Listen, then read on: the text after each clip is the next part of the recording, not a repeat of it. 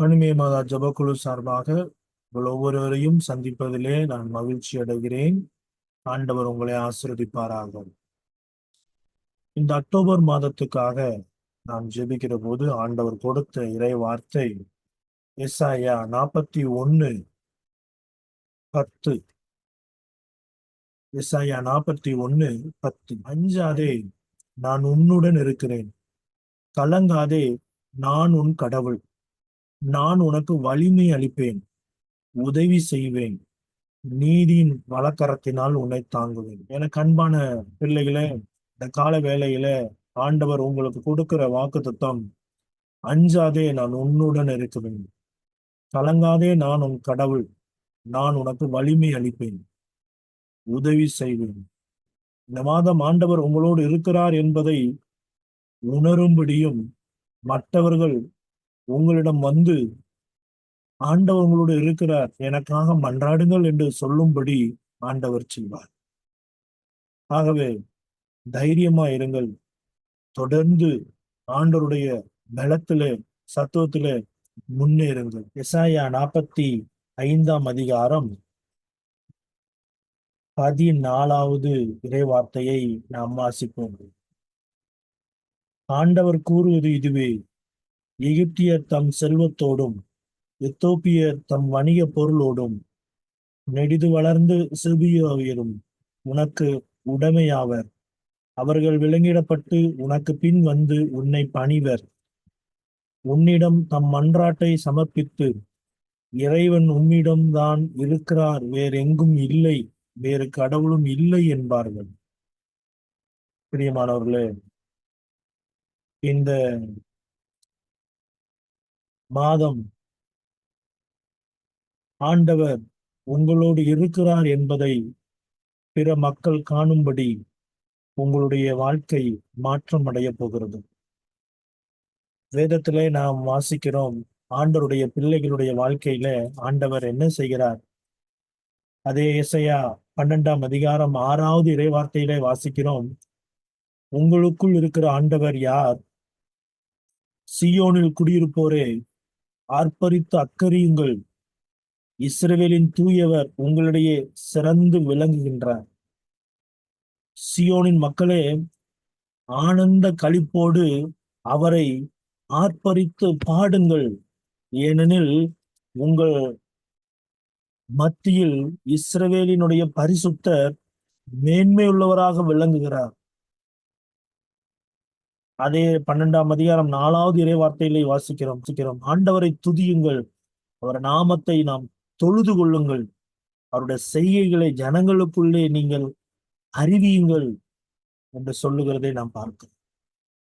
எனக்கு அன்பான தேவ பிள்ளைகளே, இந்த காலை வேளையில, இந்த மாதத்துல, அக்டோபர் மாதத்துல ஆண்டவர் உங்களோடு இருக்கிறார் என்பதை பிறர் காணும்படி, பிறர் உணரும்படி ஆண்டவர் செய்வார்.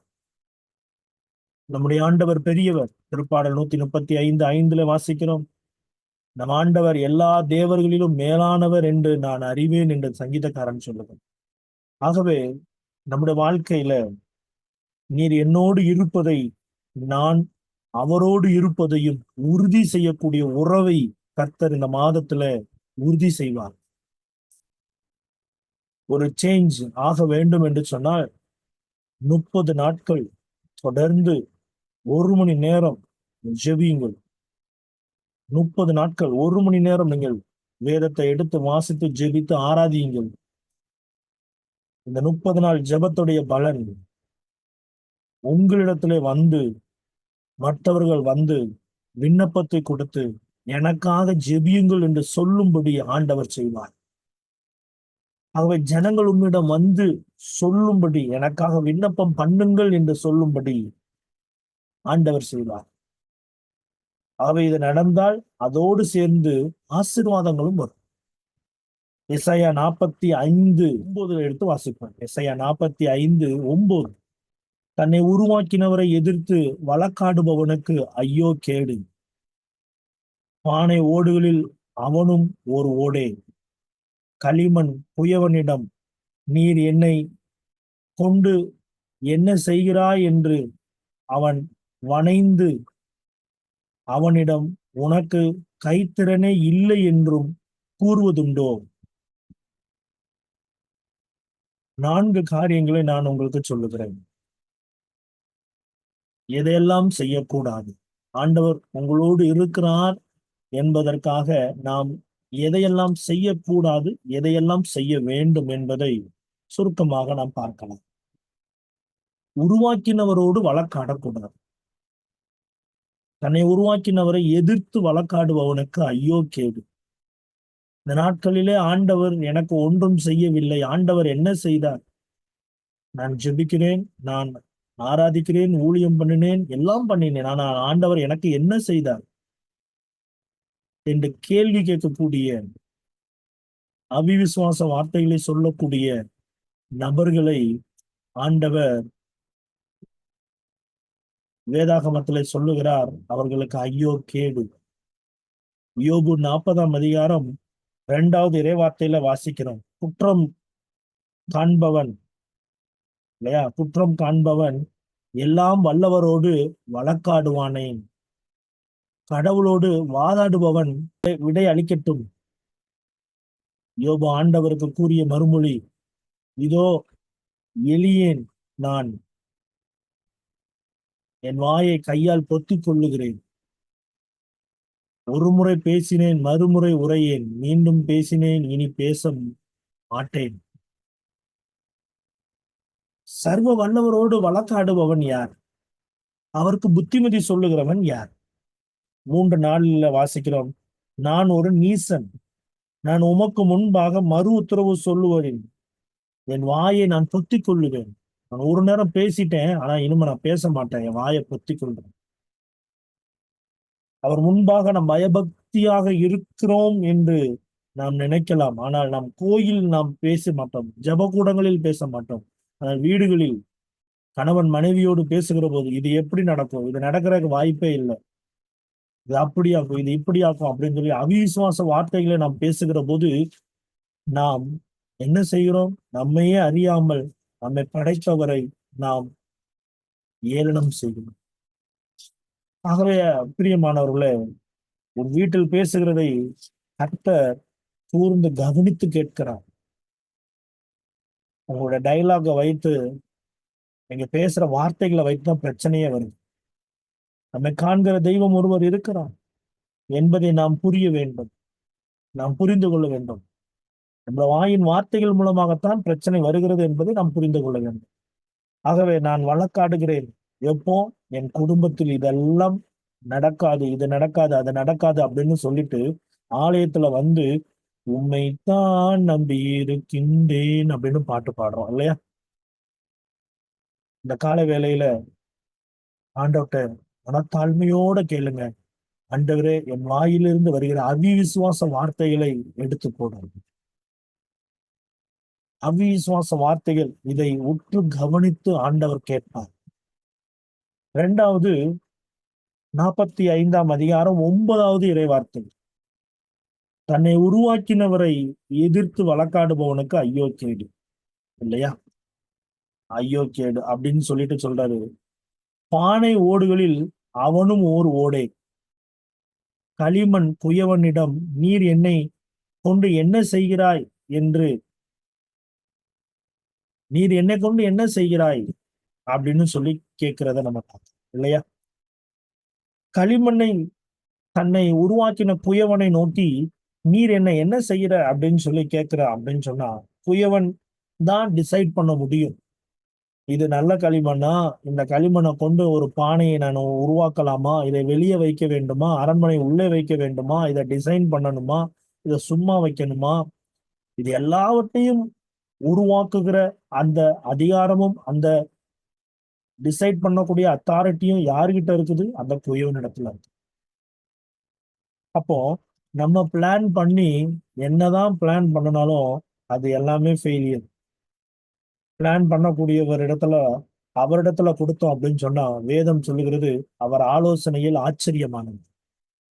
ஆகவே முதல் காரியம், தேவனிடம் கேள்வி கேட்காத. யோசேப்போட வாழ்க்கையை பார்க்கிறோம். தொடக்கணும் 45ஆம் அதிகாரம் 4, 5. யோசேப்பு தன் சகோதரர்களை நோக்கி நீங்கள் என்னை விற்று போடவில்லை, ஆண்டவர் தான் என்னை அனுப்பினார். அவனோட வாழ்க்கையில தோல்வி வந்தது உண்மைதான்.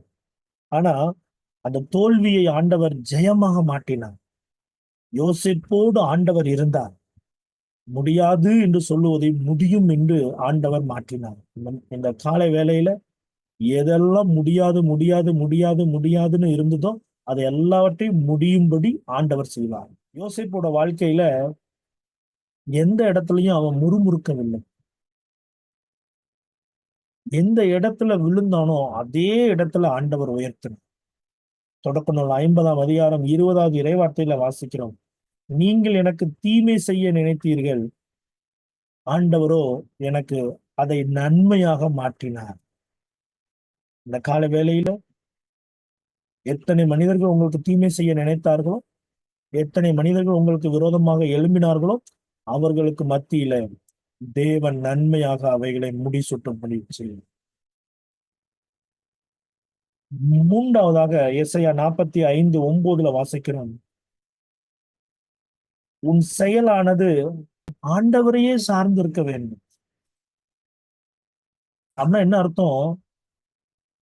உன்னை உருவாக்குனவர், உன்னை உருவாக்கி உன்னை அழகா உருவாக்கி உன்னை மகிமையா வைத்திருக்கக்கூடிய அவரை பார்த்து, உம்முடைய கையால நீர் என்னை உருவாக்குனதற்கு என்ன காரணம்? எனக்கு என்ன செய்ய முடியாது என்று நீயே முயற்சி செய்கிறாயோ, என்னால் செய்ய முடியாதா என்று ஆண்டவர் கேட்க. இது எப்படி இருக்குதுன்னா, எரேமியா 32ஆம் அதிகாரம் 27வது இறை வார்த்தையில வாசிக்கும் போது அங்க வேதம் சொல்லுகிறது, நான் மாம்சமான யாவருக்கும் தேவனாய் இருக்கிறேன், என்னால் செய்யக்கூடாத அதிசயமான காரியம் ஒன்று உண்டோ என்று ஆண்டவர் கேட்கிறார். அப்ப என்னுடைய செயல்கள் என் ஆண்டவர் செய்வதையே நானும் செய்ய வேண்டும். நானா முயற்சி செய்யறதை காட்டிலும் என் ஆண்டவர் எனக்குள் என்ன சித்தம் வைத்திருக்கிறாரோ அதை நான் செய்வதற்கு முன் வருகிறேன் அப்படின்னு செய்யும். வெளிப்படுத்தல திருவெளிப்பாடுல ஆண்டவர் சொல்லுகிறார், உன் செயல்களை நான் அறிவேன் அப்படின்னு சொல்லி. நான்காவதாக எசாயா 45:10 வாசிக்கிறோம். தகப்பனை நோக்கியும் தாயை நோக்கியும் ஏன் என்னை பெற்றா என்று கேட்கக்கூடிய நபர்கள் உண்டு இல்லையா? பிள்ளைகள் கேட்கிறார்கள், ஏன் என்ன பெற்ற அப்படின்னு சொல்லி. இப்படி கேட்கும்போது யாரை இன்சல்ட் பண்றோம் அப்படின்னு சொன்னா, படைத்தவரை இன்சல்ட் பண்றோம். தேவ திட்டத்தை நாம் அவமானப்படுத்துகிறோம்.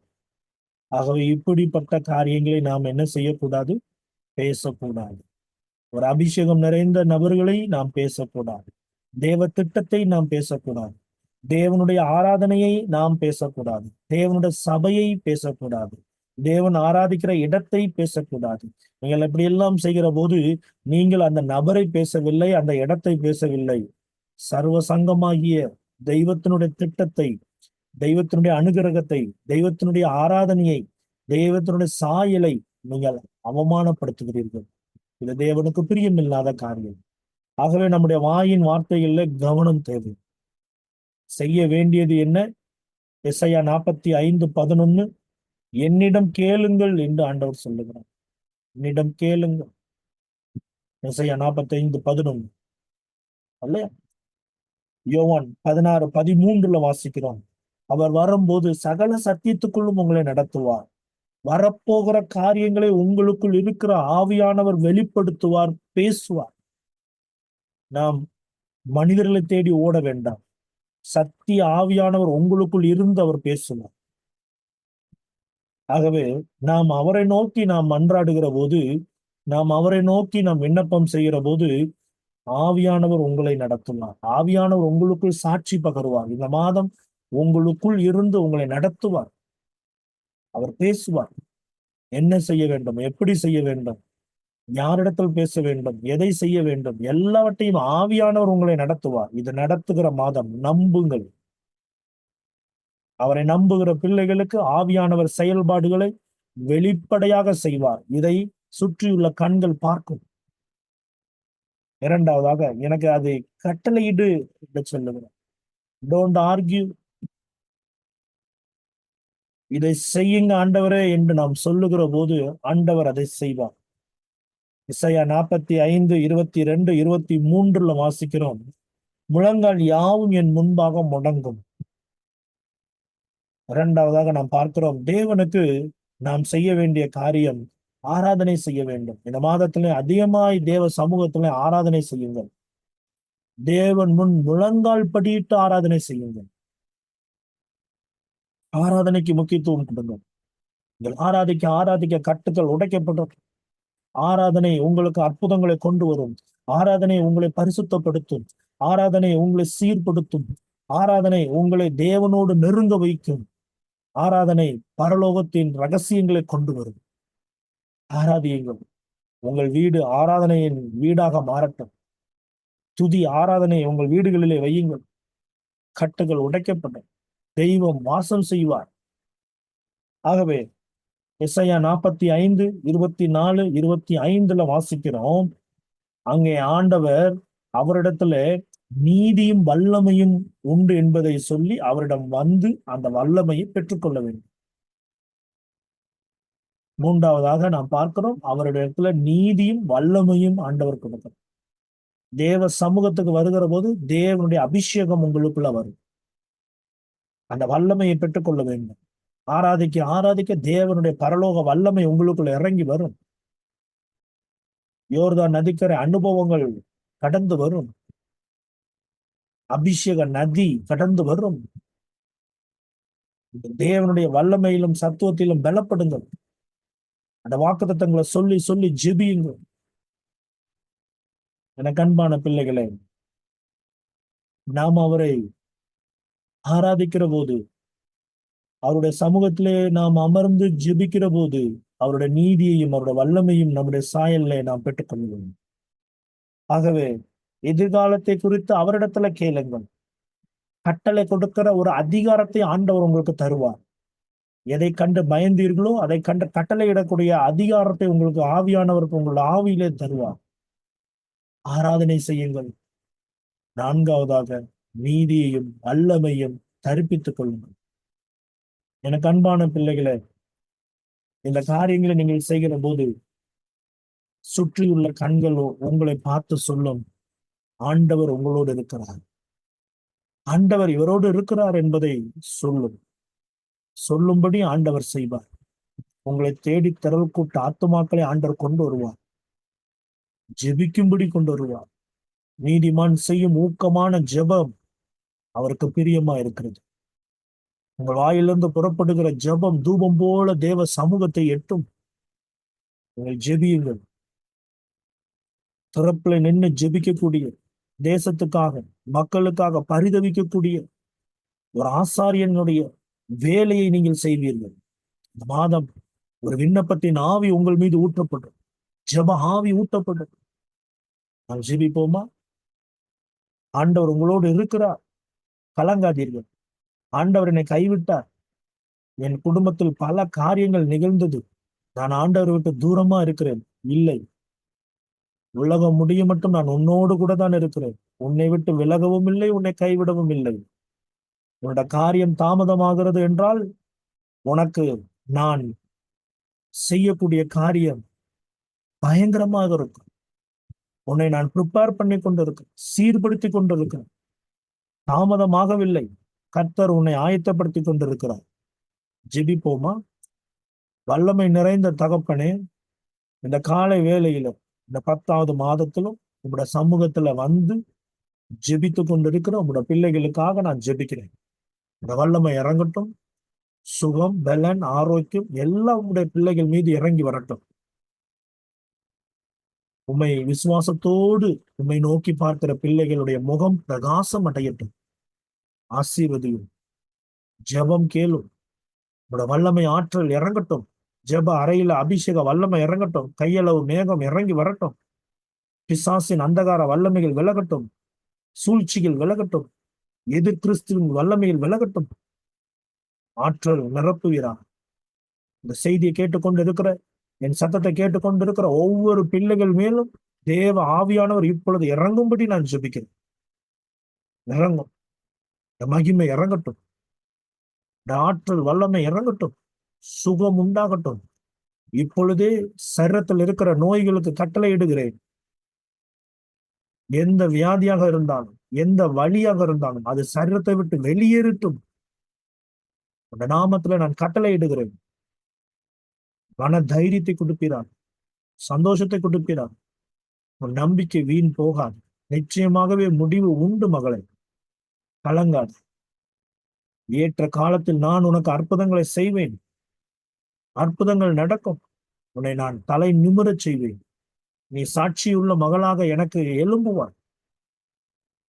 என் ஆண்டவர் என்னை உயர்த்தினார், தாழ் நிலையில் இருந்த என்னை உயர்த்தினார் என்று சொல்லக்கூடிய காலம் இந்த காலம். எஸ், அற்புதங்கள் நடக்கிறது, அதிசயங்கள் நடக்கிறது. இயற்கைக்கு அப்பாற்பட்ட தெய்வத்தினுடைய கரம் உங்கள் மீது இறங்கி வருகிறது. நன்றி ஆண்டவரே. உங்களோட பிள்ளைகளை ஆசீர்வதிப்பீராக. இயேசுவின் மூலம் ஜெபிக்கிறோம் பிதாவே.